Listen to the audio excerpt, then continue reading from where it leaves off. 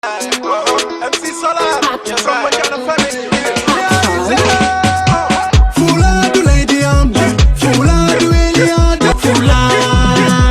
fulado Alejandra, fulado Eliade, fulado Yolade, fulado Eliada, fulado Alejandra, fulado Eliade, fulado Yolade, fulado. Assalamu alaikum Africa, assalamu alaikum Senegal, assalamu alaikum Fuladu Paka Balantakunda, Musibe on calmina mbokala inde mon yetta de modum hay gore e modon accaka. Émission modon o banta Fuladu banta ko banta modon dawdi ko dawdi modon hande kala arsani on do e odo alarba mo gandiranta vraiment hande woni simi juumani han le 12 ou le 13 janvier 2021. Voilà, donc hande kalan men garsani on do émission modon o no be amini tout le temps banta Fuladu émission modon badano do à partir de 16h 18h men gaddani on do hankala ndananji goddi vraiment giwrube Fuladu bibbe Fuladu jodani on do Thiès vraiment hande kala ko mabbe men gaddi do télé modon do Thiès TV télé mo gandiranta ko télé nangue ko télé lewlewal. Voilà, donc déjà ben do jodi jambarewe be kalle de do jodi. Voilà, bo kala non o kadum ni wara présentation muduno jiombe be jiya on no biammi on tout le temps ni. Voilà, be do non wona artiste ji wona politicien ji wona rappeur ji ko côté goddo be goni mabbe kala ben kabano Fuladu e on côté mi on yo hunde yo bo kala bibbe Fuladu be bo kala no woddo nangi bo kala do woni do no haburan don Fuladu e kala ko bawda wonde ko a maçon ko a artiste ko a politicien kala ko bawda wonde fi Allah Fuladu han sohli bo kala do hetti do wawa don habornade Fuladu bo kala parce que kala ko gandiranta yaadi e labol bernde kala ko gandiranta yaadi e yidde leydi e yidde do giwruda do vraiment mi sikku don kala ko badda dum Allah wada dum barke. Voilà, ko no addi han wobbe kala indo gimmoro ley jonon ko enen bawra be pusde ballen be jaha yeso parce que be jahi yeso han Fuladu yahi yeso joni non mi fala baden fere ganden hodum woni golle mabbe de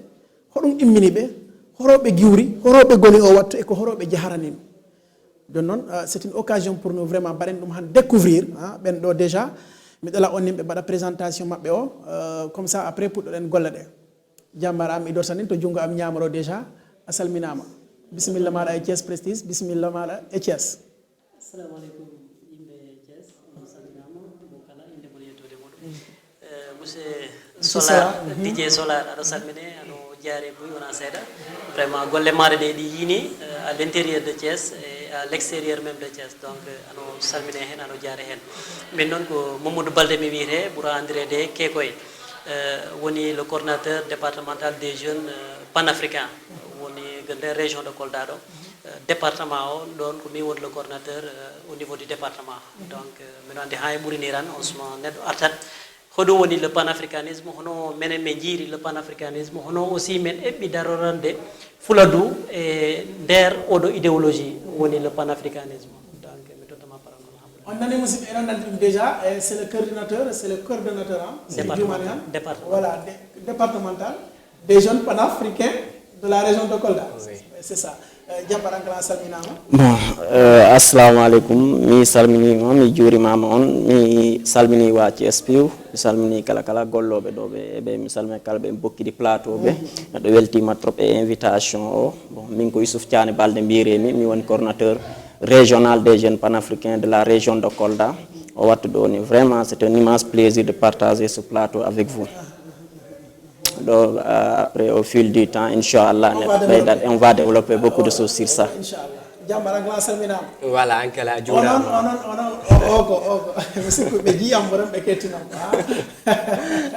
Parce que on déjà on fa do ko minen bokki fa do wodo voilà surprise o yini tan do fammi dala bo salmina on déjà. Voilà, a giura mo MC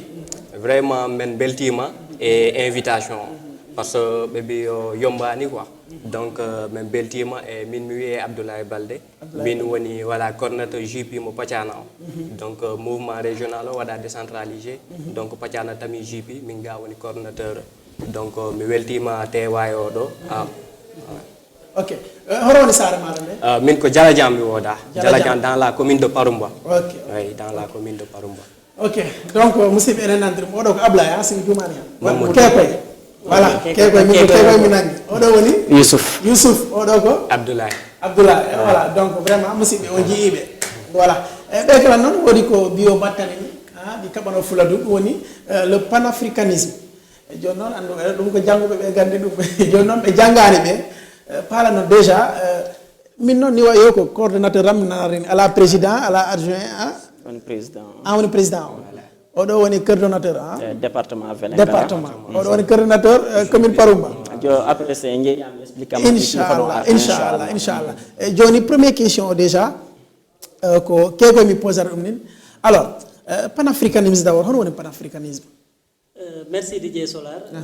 merci encore puisque panafricanisme comme no wiɗani yimɓeɓe ɗi ɗamini hoko jangguɓe ɓe tan ɓuri haalde haala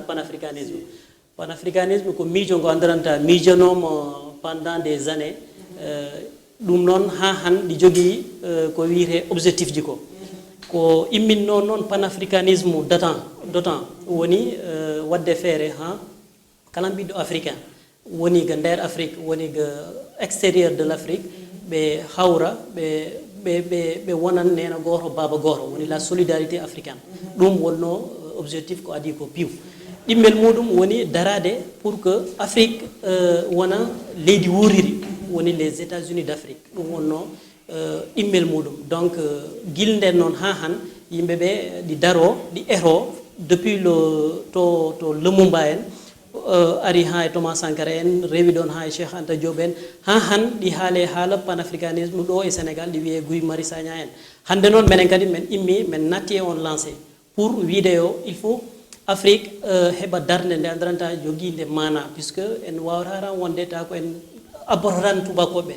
ko ɗum addi menen men gimmi wiide yo ɓen ko haɓantono hanki e heccanki ko menen ko hande min ɓuuri darade pour men haɓo wona ɗum ni ɗum noon ɗi woodi hareji ɗi andiranta ko au niveau international ɗi woodi hareji goɗɗi c'est au niveau local ko ɗum addi oɗo décentralisation mbo yiɗa ɗo donc ɗum dal pour mi raɓɓindina ɗum ɗo woni panafricanisme minen ko ɗum woni darde meɗen e ngal ɗo banggal ok ɗon laaɓi mais ha joni heddi panafricanisme ko onon mbaɗi ɗum créé inspiration oɗo iri walla ko goɗɗo ari no wayno Guy Marius Sagna ko ɓen jaaɗon ɓe pooɗi on par ce que hunde nde ko wonno dolli han ko hombo fooɗi on walla ko onon mbaɗi ɗum créé déjà walla woodi ɓanɗo on pour mbaɗon ɗum géré heede Fouladou ɗo quoi. D'accord, très bonne question puisque comme no wimami ɗo ni panafricanisme guil 1915 ɗi haale haala panafricanisme ɗi waɗa noon évolué ha hande yettani men ɗo puisque min on personnellement guilmi natti e panafricanisme puisque ɗum ɓooyi ko wonmi étudiant ko mi fuɗɗi wadde milité premier en militantisme ko avec une association qui s'appelle le CEP Cercle des étudiants panafricains donc au passage mi salmina grand diam wonɗi ɗon ɗi woni Duwaw Balde e Almami Mballo puisque ɓen watno kam hen initié guilden noon neɗɗo accani ko wiyete le panafricanisme ha oɗo mouvement woni les jeunes panafricains waɗa créé au niveau national ko waɗa créé ko noon Allah faabi men aussi woodi jeune amen goto jibinande Vélingara ga nder saare wiyetede Saare Bouka monsieur Korka Diallo miiji wiide pourquoi pas tawdi ɓeeɗa ɗi waɗa ɗum gamo en menen men gadda ɗum ga amen ɗum addi avec le soutien de notre coordinateur général qui est là Youssouf ɓe dari ha ɓe wawi ñimlude ɗum toon au niveau de la région de Kolda ko ɗum addi hande mbo woni le coordinateur régional joni noon ga nder région de Kolda ɗo menen on men miiji wadde ɗum décentralisé ha département yo département wawa hebde JP muɗum Allah noon waɗi aussi grâce à Dieu ɗum men waɗi ɗum réussir département ji tati ɗi piw département yo ɗi jogui coordinateur muɗum min woni le coordinateur au niveau de Vélingara Kolda ɗi jogui toon coordinateur muɗum Médina Yoro Fula ɗi jogui coordinateur muɗum min noon kadi ga nder département am ɗo vraiment Allah waɗi au niveau de toutes les communes yo commune ɗi jogui représentant ɗum mi ɗamini après Ablaye ara hen puisque makko woni coordinateur Jean Patiano ɗi woodi noon woɓɓe andiranta aussi commune jiɗi piiw ɓen hen dari pour que ɗum ɓeyde waɗede décentralisé vision amen woni village yo village anda hoɗum woni le panafricanisme galle yo galle anda hoɗum woni le panafricanisme suudu yo suudu anda hoɗum woni le panafricanisme c'est ça d'accord déjà mi faama landade hoɗum woni combat hoɗum woni vision panafricanisme voilà ko horo giwruɗon horo gonɗon horo pokkiɗon ko hoɗum miiji ɗon quoi hoɗum woni combat o min gandira noon quoi mi weltima e question walla ko parti politique ɗaɓɓo walla ko on mbaɗannin politique walla ko hono wontiri bon mi nani ko kalɗa ko question o weli kam tigi wona seeɗa sabu ko question mo nanta toujours mi landire ɗum ko politique min mbattanin avant tout d'abord ko il faut yimɓe ɓe gittindira ko ɗum woni idéologie et activité politique ko activité mais panafricanisme ko idéologie joni neɗɗo yo andarta idéologie ma panafricaine o horo rewna ñam joni o mouvement noon komo lancé au niveau national joni allah waɗi comme nambo wini il y avait un jeune du département de Vélingara wonno ron tini ɗum ɓay mo yi hunde no importance makko mbo heeɓi ommi joyi mo addi ɗum toon yimbo ala problème ɓay joni addi ɗum ha gaga région de Kolda ga enen enen gandi les réalités ne sont pas les mêmes nani hande Thiès Kolda Dakar et puis bon nous avons la même culture mais les traditions diffèrent les réalités diffèrent joni pas fixer un objectif ji meɗen ɗi annanta ko ɗi wawren wadde coallié e idéologie panafricaine comme ça enen kala ɓay hewɓe e meɗen ko jangganni goɓɓe golla mais ala feere no waɗiri participer dans le développement local enen kala ɓeydiren ɗo garden ɗum pour la prise de conscience de la population joni ko noon noon après yimɓe waɗi fixé objectif ji ɗi ni joni ɗi objectif ji mi wawima waɗande résumé avant tout d'abord comme nan enen piwi no gandirɗen ni région Kolda o toujours ko gaɓawo parmi les 3 ou 4 régions les plus pauvres te ɗum imusi wa c'est le premier depuis 2016 quand même depuis 2016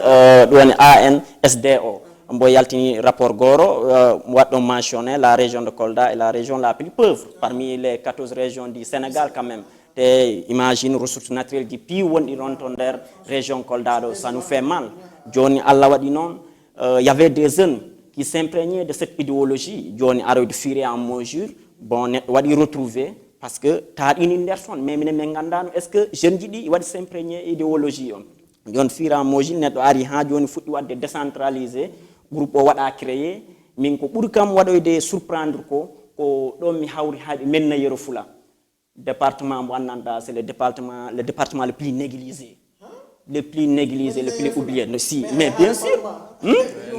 non comme haltaɗo je parle en connaissance de cause nous faisons des débats ɗo kala commune yo presque adda doléance du monde département yo adda doléance du monde donc tu vois joni ɓe maintenant la première des choses nous allons œuvrer pour la prise de conscience de la population parce que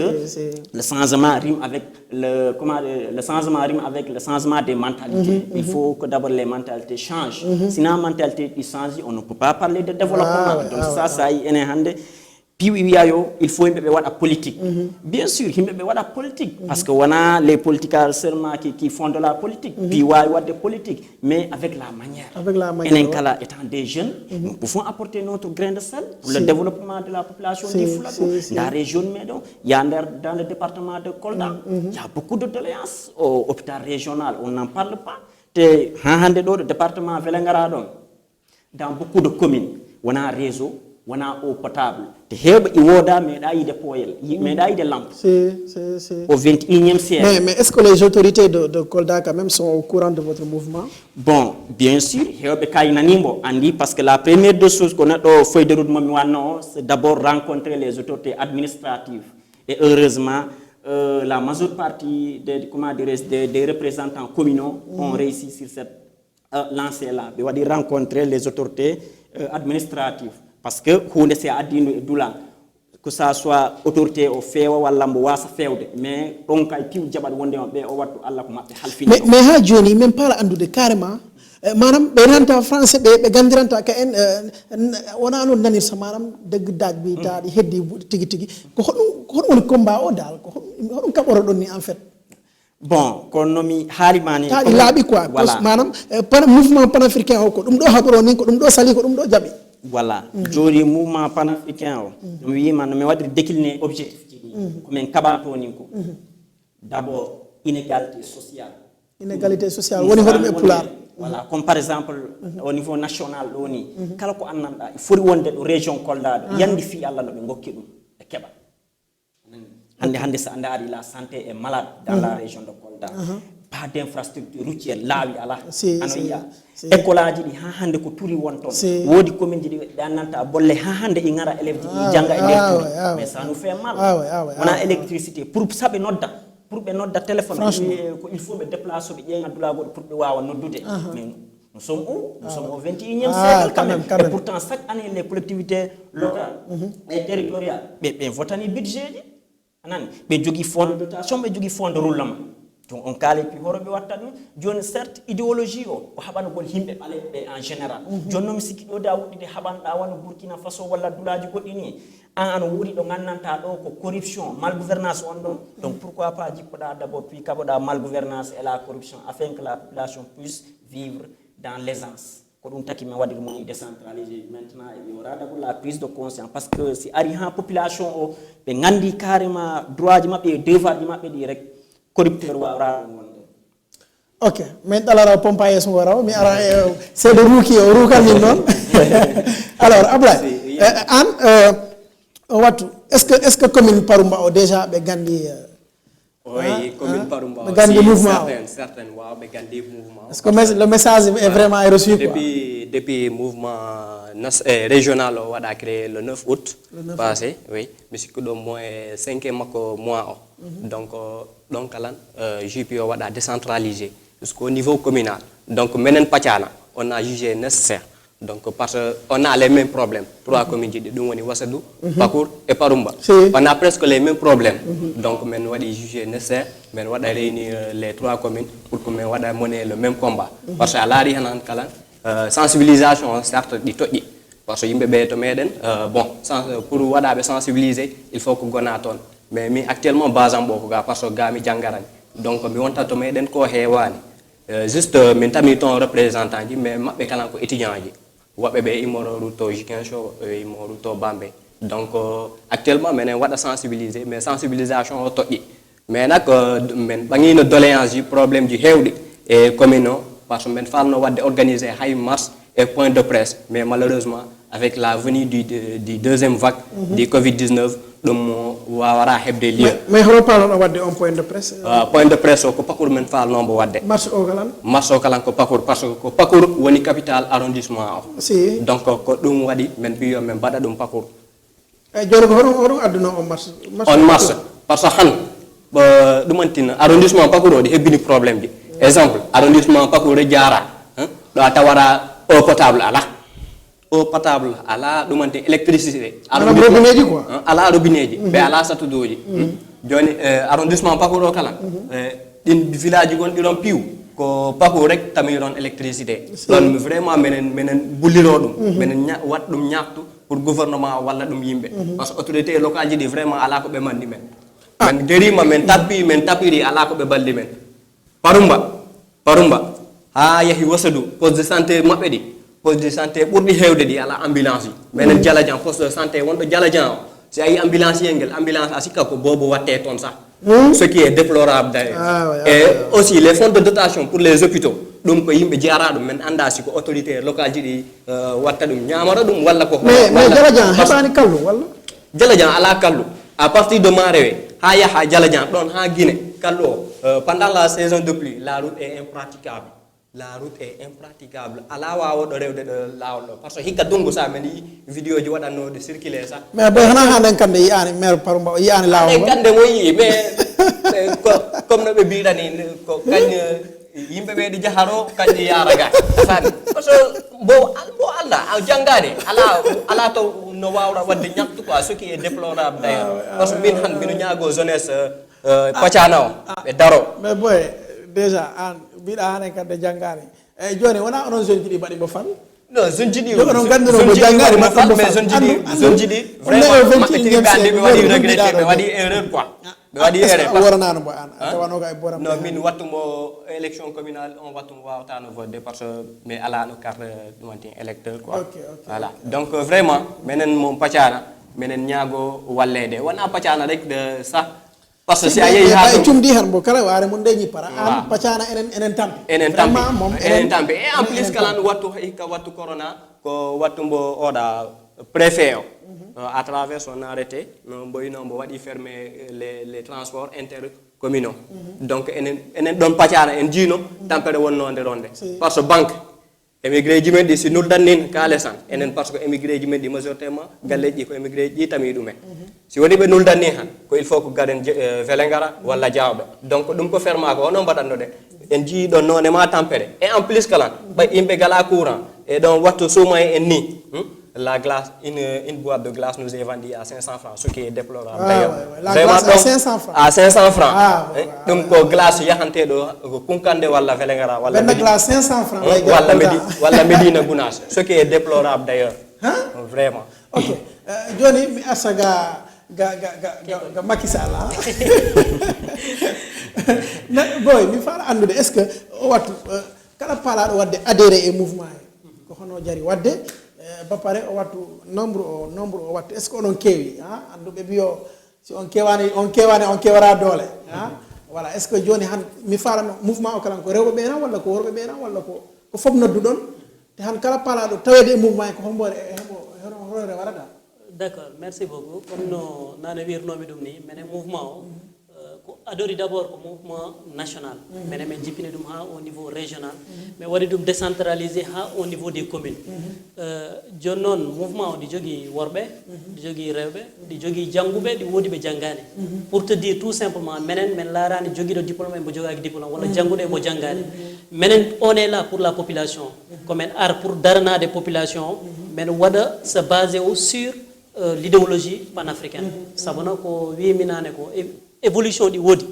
rowani e rorande no be haboranno panafricanisme ni menen men ar avec de nouvelles idéologies de nouvelles démarches jonnon gander mudum on implique tout le monde maçon yo tailleur yo piou di toner fop tingander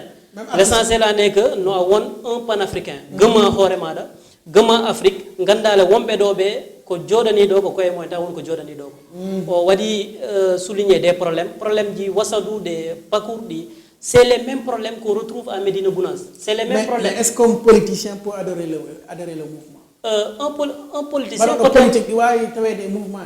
politicien on est panafricain. Quand non quand politicien yitto nattude gander mouvement men do ko menen ko me yidi ko dum woni ko watta ko wana ko jidda ko sabuna à l'intérieur même du mouvement di wodi ron des étudiants apéristes di wodi étudiants ji Idrissa kono menen idéologie amen o hande mimino jogi parti politique wala di jogi parti politique kono menen gander mouvement do men gaddara dum ton puisque ko population won ko men jodani do ko toni non pour wa tawede bon menen jogi texte ji famille d'abord la première des choses on s'est fixé des cotisations puisque ala dula gol domaine heba kales ko menen membre ji di mais vous êtes payé par qui non menen ko me watan do ko c'est du bénévolat. Du bénévolat. Au 21e siècle. Si, bien sûr. Mais jogi des cartes membres. Hande kala yiddo wadde adhéré ko soda carte membre woni wadi adhéré. Toni no ko respecte règlement intérieur. Tu vois donc kono wori. On a un coordinateur général. Mako wondo kalan cohlu do wadde adhéré. Jodi do wattu. Bon mako bon heti Dakar kono boyi wadde ben jodi do Dakar do. Mi ɓeydira seeɗa o ko wima ko anninane natirde mi wima nous sommes au 21e siècle te idéologie o nomo wini o ko depuis des années avant 19e siècle o emo waɗi pratiqué mais vu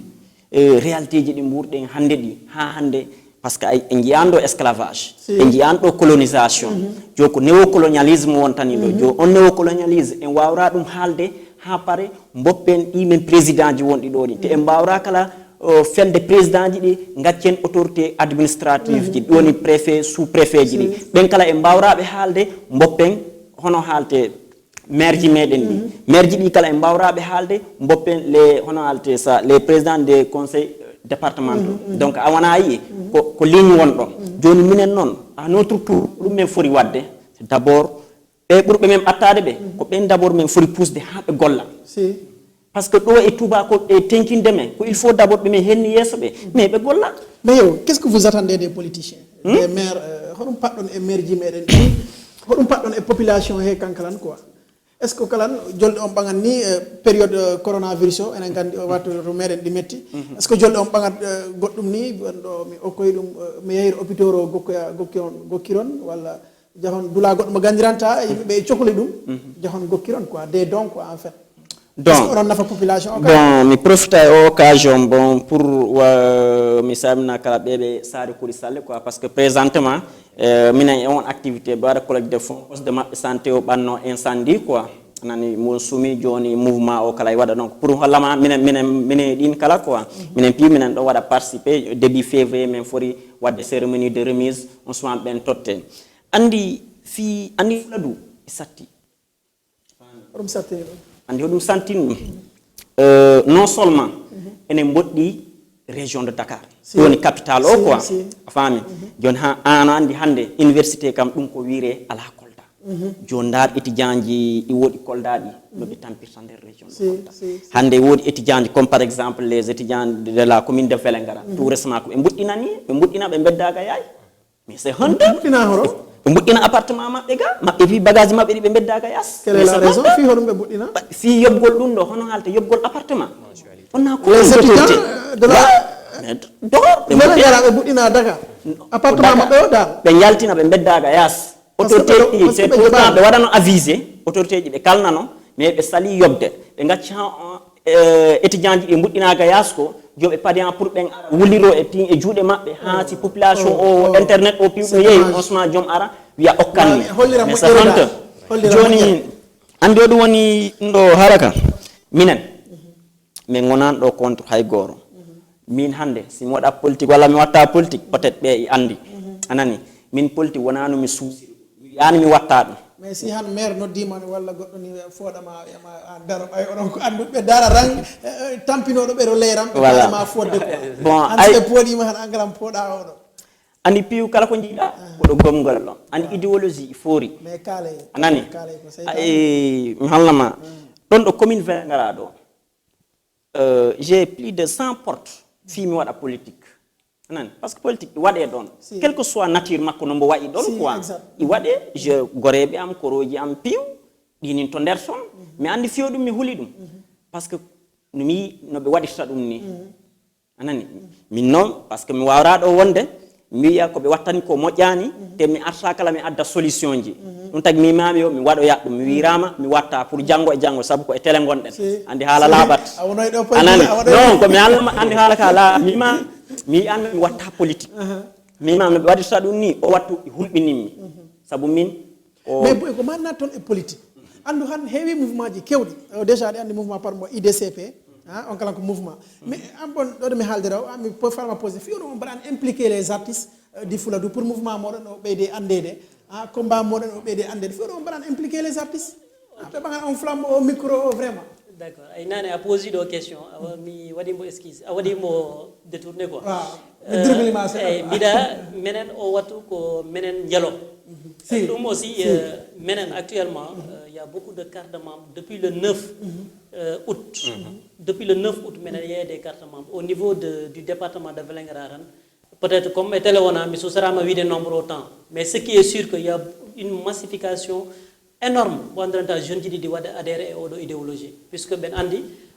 menen men arando pour wadde politique politicienne sabono oui il faut men naté politique c'est vrai heccankira minani un grand panafricain di haladum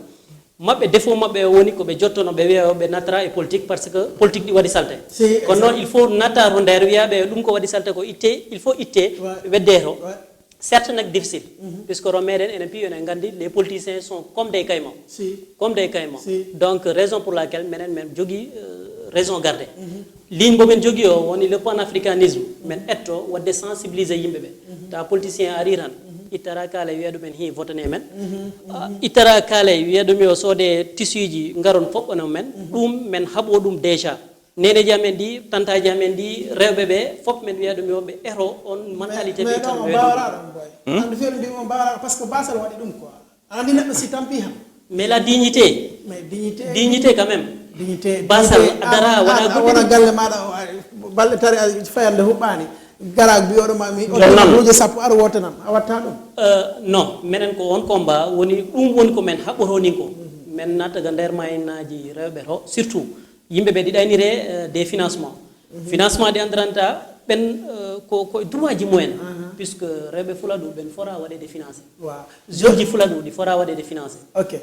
Johnny déjà on enen jiiɗi ɗum déjà il nous reste 5 minutes mais question momi ɓura falede o manam pourquoi les artistes ne sont pas impliqués dans ok pour répondre à votre question artistes yi ɗi gander amen artistes yi ɗi gander amen région pour laquelle ɗi wodi nenamen goro yamel bambado ɗi ɗo go nder Vélingara makko e ɓiɗɗo muɗum o ɓen pratiquement menen go nder groupe aji mumen ɗo pour te dire que janggo e janggo si tawi min waɗani goɗɗum tan mabɓe ɓe wattaki épargné ko artiste te ɗi wodi jeune ji aussi wonɗi go nder Vélingara des rappeurs andaranta vraiment il y a un groupe qui s'appelle Lelo Walji vraiment ɓen aussi sont derrière nous et qui nous soutiennent pour te dire que artistes ji ɗi ɓen to nder d'accord Johnny hombo autorité meɗi on wadde recevoir on jahani on jara vous n'allez pas vers les autorités bon pour fi affaire mouvement mais jara e autorité ala ko men dabbo e autorité ji minen hodum buri men wadde vidéo d'abord la prise de conscience la prise de conscience mais ko ma wona hira yora vous descendez région de Kolda faut descendre sur le terrain imagine toi hande si prise de conscience di région de Kolda région de Kolda fera partie parmi les 3 régions qui sont les plus riches. Pourquoi? Parce qu'il y a un marché Djaoube, il y a un mandat douane, il y a un événement annuel woni o Dakar. Parce que anambe o koron woni ya men na yor fula. Ndara be jogi un grand marché mo annanta chaque année. Wada contribuer des milliards. Il y a dans la commune de Vélingara, Ndara ko won ton ko la coupure bois au Kankalandi. Voilà, coupure déforestation surtout problème foncier. Vraiment. Be jeeya leydi ndi enen hande so tawi de région de Kolda ro enen hande be jatti en leydi ndi be jatti en ladde ndi do woni jo e maayi sabu hôpital ji met hande do commune Vélingara so goddo nawnama do il faut nabe ha Tamba sina a nyawderake maintenant ala ambulance ala so hono battani préparer 2021 pour population Kolda parce que on jipporo ni badon sare yo jahon badon mouvement ji mon yimbe rewbe ganda quand même quoi mouvement mon voilà c'est ça parce que dum men badi ton suko jare badon concert vraiment yimbe be bawon andude non concert mais tawna mais conférence voilà 3 wala pular manam am artiste goro bo holla fuladu dal nafore mouvement de parce que kala artiste wonani leñongol déjà han ana wawi halde mais han ko artiste wawara nabde hunde to dow cuba artiste goro e fuladu gandaro biambo wada men lancer message o population mawdo debbo anda cukale ngel anda fop. D'accord, je pense que c'est une occasion puisque nena men dini don Yamel Bambado mako on aussi men arambolarde pour mbo nata ga der mouvement do inchallah ko jimodo mbo nanta dande mudum de machallah d'accord inchallah joni quels sont les numéros à donner si tay goddo e fara natude mouvement voilà numéro a wadat 78 167 93 on woni numéro mo le chargé de la communication du mouvement du mouvement voilà en hetani yimbe pacana voilà an jono pacana wattu est ce que be nata seda way pacana be nata seda jarajan di nata be nata piu di nata ko 3 commune ji di piu di nata si parce que hay de balde sa menen tami reño mais ko reño virtuel comme menen piu men gonani to pacana mais fa no wadde organiser mais seni keta fu dum tawaka le président en tant que le président de seni keta peut-être ko be famanta mouvement quoi mais je ne vais pas tarder à leur expliquer le président de l'amicale des jeunes étudiants de la non seni keta devrait savoir seni keta mais wax deug yalla mom mais la yi dudé quoi décentraliser xawma vraiment mouvement yimbe fop ganda do si le JP est décentralisé parce que mbo yahi niveau pacana en andu ko wada décentralisé boy ba ngay artiste yi jima mouvement vraiment ko battonin do ko c'est une